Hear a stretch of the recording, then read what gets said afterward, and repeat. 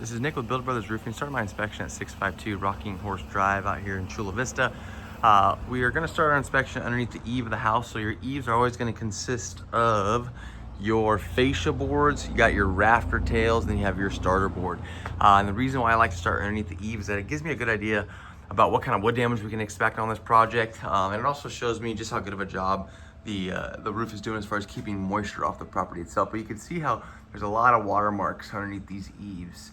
And when the roof gets to be this age, typically this is something that we start to see. And when we see watermarks, it's telling me that the roof really isn't doing the job that it should when it comes to protecting the property itself. But I'm gonna point out a few other things on this roof, especially where the leaks are coming from and so forth, and just the basic overall condition of it.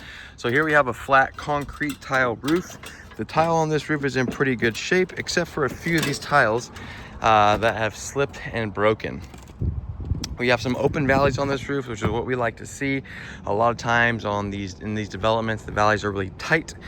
These valleys are nice and opened up, allows for proper flow, water and debris to flow freely off of this roof.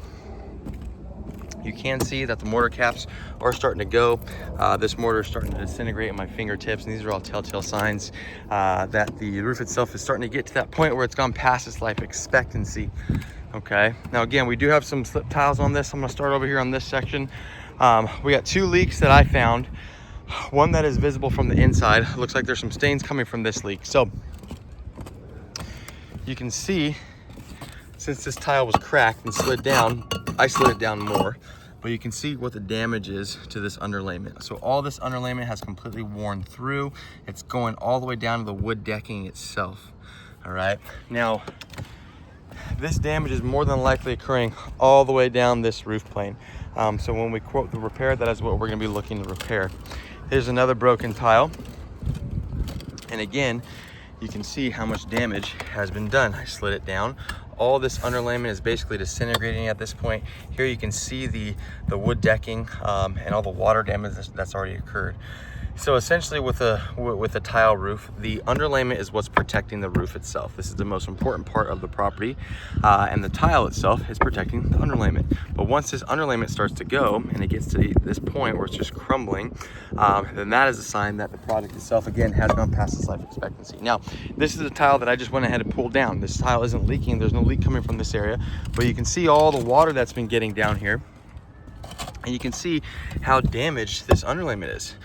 So this is just a random part of the roof that I pulled, and you can see just how brittle this stuff is. So again, these are all telltale signs that the product has gone past its life expectancy. This roof is about 25 years old, I believe. Roofs like this are gonna last about 25 years. So the homeowner needs to understand that this roof is right at that point in its life where they are going to start looking to replace these roofs. We've done a few repairs along this area, and what we've noticed that a lot of these roofs just really weren't installed to the best of their abilities. There's a lot of corners that were cut. So a lot of them do start to leak right around this time.